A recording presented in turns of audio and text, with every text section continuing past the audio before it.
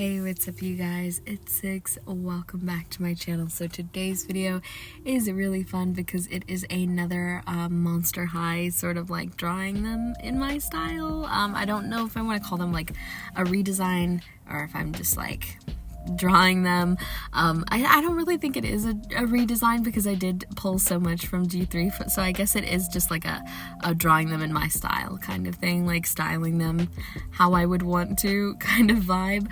I did this as an icon because I planned for this to be a sticker. The original Draculaura one I did was planned to be a print, but I thought it would be fun to do a sticker. I do have the Draculaura design as a sticker now, but I think I want to go back and like do just like headshots of all the Monster High characters because I'm not gonna lie, I think I kind of popped off with this one. I don't know what came over me when I was doing the initial sketch for this piece. It is very, very close to the lines because I so meticulously lined this piece because I was so in love with this sketch. I even posted it on Instagram, so if you want to go see what this looked like before I got in and started rendering it, it is up over there because I was just so terrified. I was like, look at how good this looks. I am scared to put lines on it. I am scared to put color on it. But I'm so glad that I finally pushed through and started like actually working through it, and like went in with it instead of like letting myself be scared.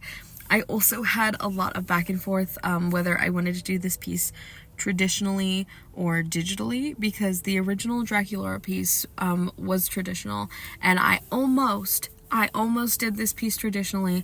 I went so far as to print it out, to rip the page out of my sketchbook, to turn on my light box, start doing my lines, and before I even looked at a pencil to put it to paper, I was like, I should do this digitally because I started doing a little color study on a separate page of my sketchbook, and I just don't have the right blues, I think, or like knowledge of like using blues in markers for like paler like aqua-y colors, because like her skin tone for me is such a specific shade that I didn't think I was going to be able to capture that because it's so bluey, greeny, purpley that I don't think I had the right markers in either my Copics or my Ohuhus. I probably with some finagling would have been able to do it, but I was too scared.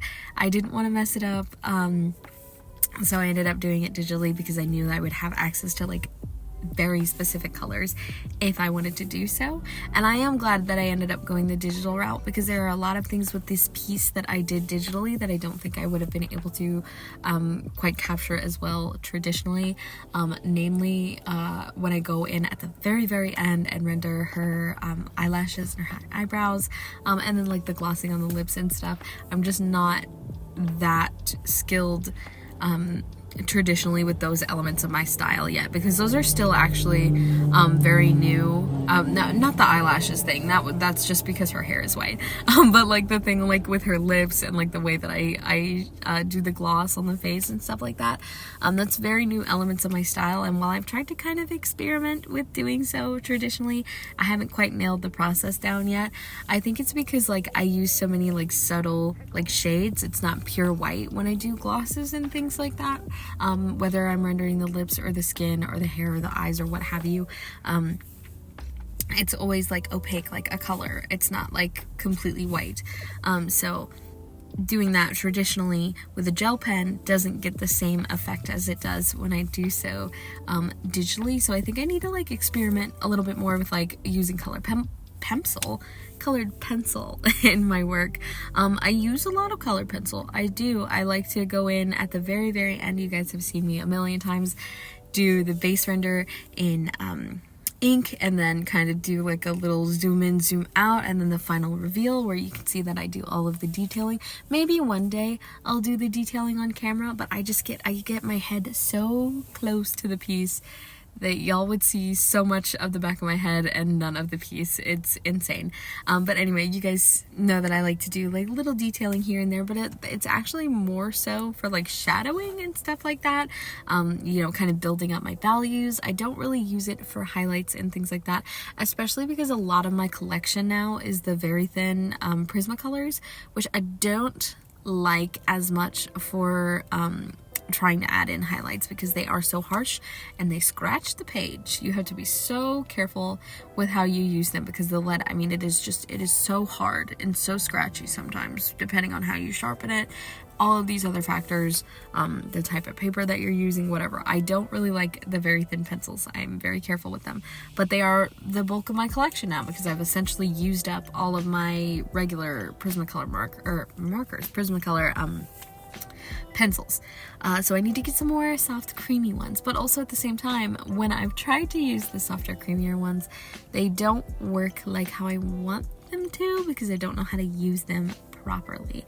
So yeah, just a lot of experimenting needs to be done when it comes to developing my rendering traditionally. I do still like rendering traditionally. I have been having a lot of fun with markers and stuff still as of late, but just with this particular piece because I liked the sketch so much and because she had such a particular palette, I didn't want to risk like going in and doing anything super weird with her skin and like trying to blend all of these colors together, especially because I was rendering this on kind of a time crunch because I don't know if you guys know this, I had a little bit of an emergency a while back and I had to take on a ton of commissions to handle all of that and like kind of get everything processed and going smoothly again.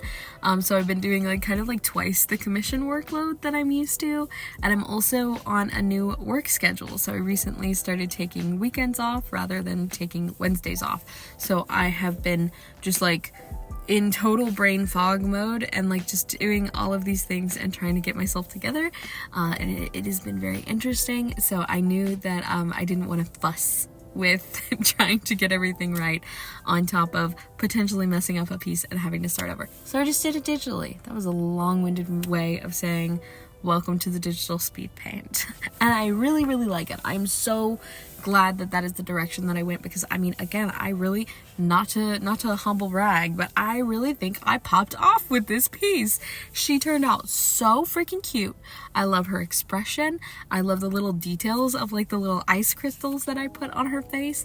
I love the way that I drew her eyes. I love everything about this piece. I love the flow of her hair too. Oh my goodness. I just think she turned out so cute.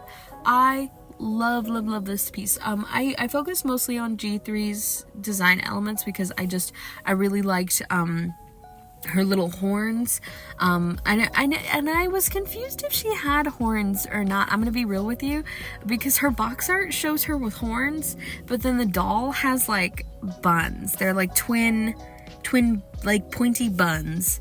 So I don't know if those were supposed to be horns or if there's like horns underneath the buns or if she doesn't have horns, but her box art had horns. So I gave her some horns because you know that I love like monster girls with little elf ears and horns. I'm gonna do it. It's so cute. I love everything about that.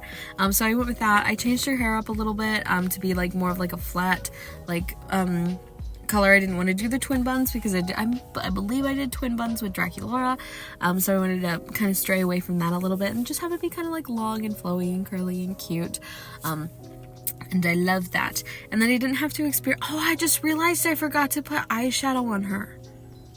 Oh well, I like how she looks. I'm not going to touch it. I wanted to put hot pink eyeshadow on her because she does have hot pink eyeshadow on, I think, all of her designs. I'm pretty certain throughout all the generations. And I was going to do that, but I forgot her. And that's okay because she's still really cute.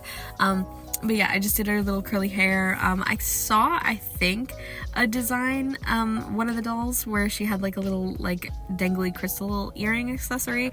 I also saw the snowflake. I didn't want to draw the snowflake because it was really detailed and cute and I didn't want to do that. So I ended up with doing the little crystal, which I think was a good call because I think if I had done the snowflake, it would have drawn attention to the snowflake rather than to her face because of just the way that her hair is moving.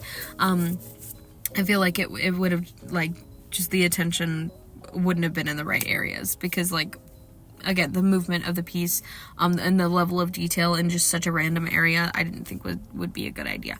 So I went with the crystal, which is good because it's simple, but it's still like a pop against the hair that, like, you know, you can still tell she's blinged out. She's got some accessories that's iconic of her. Slay.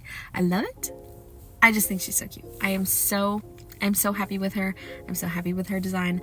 I love everything about it. I think this piece really came together once I started again doing the lashes at the very end. I almost didn't do this. I left them blue for a while, and then throughout the whole piece I was working on it, and then all of a sudden I was like, I should give her white lashes. I should give her white eyelashes. I should suck it up and try it, and if I don't like it, I can just delete the layer. I really like it. I mean, I think she turned out amazing. I love her so much. I'm not sure if she's gonna be up in my shop yet, but if she is, by the time I post this video, the description as well as the pinned comment will have a link to go and grab her if that is something that you would be interested in, if she is up and available. If not, I hope you guys just like the piece in general. And that is about it for this video, you guys. Thank you for sticking here and listening to me ramble. I love you guys so much. Huge shout out to my patrons. As always, it means so much to me that you guys are sitting here and, you know, care about my work, are supporting me every month, are so like thoughtful when it comes to like sending me your rewards and stuff. For those of you that are in the rewards tier, and for those of you that are on the like podcast and like the chai tier and everything, like just you guys sitting here chatting with me is such a nice experience, like to have like a little community of people that like my work and like something that I'm so passionate about. So thank you guys for supporting me every single month. If you want to go and join those supporters, Patreon link will be down in the description as well. I love you guys so much, and I'll see y'all in the next one. Bye.